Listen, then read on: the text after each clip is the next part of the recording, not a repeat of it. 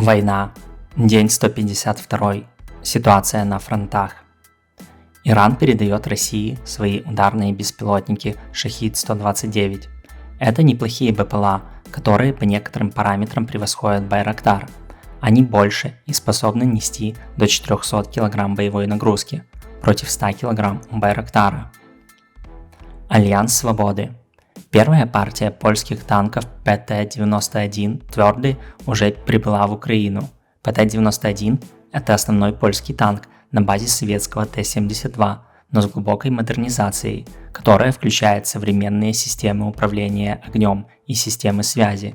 Защита танка и экипажа дополнительно усилена навесной динамической защитой. А также на этих машинах используются дизельные двигатели мощностью 850 лошадиных сил собственного производства. На сегодняшний день это самые современные танки, которые получила Украина, ибо до этого ей передавали устаревшие модификации Т-72. Восток. Россия продолжает накапливать, восстанавливать и перегруппировывать свои войска и постепенно перебрасывать их на линии фронта. Так, за последние дни из Белгородской области в Украину отправилось не менее 5 батальонов тактических групп.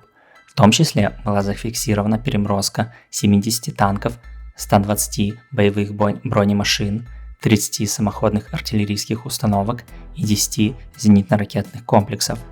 Харьков и пригороды продолжают обстреливать.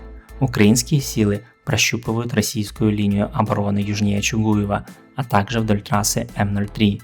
Южнее, в районе Изюма, подразделения российской разведки пытались обойти украинские позиции возле Богородичного Сланга, но у них это не вышло. Далее на восток россиянам так и не удается подойти к Северску. Линия фронта сейчас в 10 километров от города. Бои идут за Григорьевку, Верхнекаменское, Иванодарьевку и Спорное, а дальше вдоль трассы Т-1302. Российским войскам удалось продвинуться к Солидару и захватить Стропивку. Бои за Покровское продолжаются. Тяжелая ситуация остается в районе Углегорской электростанции. Там наемникам Вагнера удалось достичь Новолуганского. Вопрос времени, когда украинским защитникам придется отойти из Углегорской ТЭС, дабы не попасть в окружение. Дальше обстрелы на всей линии фронта, но о продвижениях неизвестно.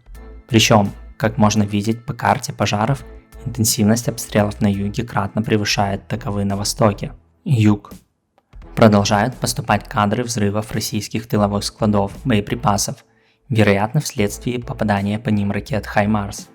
В свою очередь, российские зенитно-ракетные комплексы С-300 под Зеленотропинском успешно уничтожили ракеты «Хаймарс».